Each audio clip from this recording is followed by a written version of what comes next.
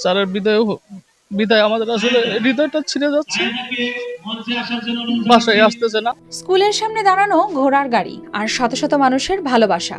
স্কুলের গেট দিয়ে বের হচ্ছেন একজন শিক্ষক, যিনি চাকরি নয়, বিদায় নিচ্ছেন জীবনের সবচেয়ে দীর্ঘ দায়িত্ব থেকে। 4 দশক আগে শ্রেণীকক্ষে শুরু করা যাত্রার বিদায় হলো রাজকীয় সম্মানের মধ্য দিয়ে।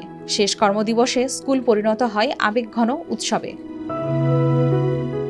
শরীয়তপুরের ভেদরগঞ্জে কাছিকাটা প্রাথমিক বিদ্যালয়ে ৩২ বছরের বেশি সময় দায়িত্ব পালনের পর অবসর নিলেন প্রধান শিক্ষক মোহাম্মদ বাহাউদ্দিন আহমদ। রোববার তার শেষ কর্মদিবসে শিক্ষক, শিক্ষার্থী ও অভিভাবকদের উপস্থিতিতে আয়োজন করা হয় আবেগঘন বিদায় সংবর্ধনা। ১৯৯৩ সালে যোগ দেয়া এই শিক্ষক শিক্ষা ও মানবিক মূল্যবোধে গড়ে তুলেছেন প্রজন্মের পর প্রজন্ম। অনুষ্ঠানের প্রধান অতিথি ছিলেন অধ্যাপক ডাক্তার মাহমুদ হোসেন বকাউল। আপনারা যে সম্মানটুকু একজন টিচারকে দিচ্ছেন, এটা হলো খুবই একটা ইম্পর্টেন্ট সিগন্যাল যে আপনারা শিক্ষার মর্যাদাটা বোঝেন এবং আমাদের এই সমাজ এখনো শিক্ষকদের মর্যাদা দেয়।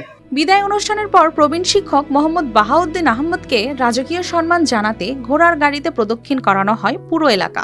উৎসবমুখর পরিবেশে সকলের ভালোবাসায় পৌঁছে দেয়া হয় তার নিজ বাড়িতে। সহকারী শিক্ষক জানান, তিনি শুধু শিক্ষক নন, ছিলেন সবার জন্য একজন পথপ্রদর্শক। স্যার আমাদের অনেক আদর করতেন, আমারও শিক্ষক ছিলেন। শিয়া বাটার ও ভিটামিন সমৃদ্ধ লিলি বিউটি সোপ, তারুণ্যময় উজ্জ্বল ত্বকের জন্য। রিমার্ক, আমি বিদ্যালয়ের সহকারী শিক্ষক ঠিক আছে, কিন্তু আমি এই প্রাইমারি স্কুলে পড়েছি, স্যারের ছাত্র ছিলাম। কখনো আমাদের কার্যক্রমে কখনো ডিস্টার্ব করতেন না, কখনো ধমক দিতেন না, অনেক নম্রভদ্রভাবে আমাদেরকে সবকিছু ম্যানেজ করে দিতেন।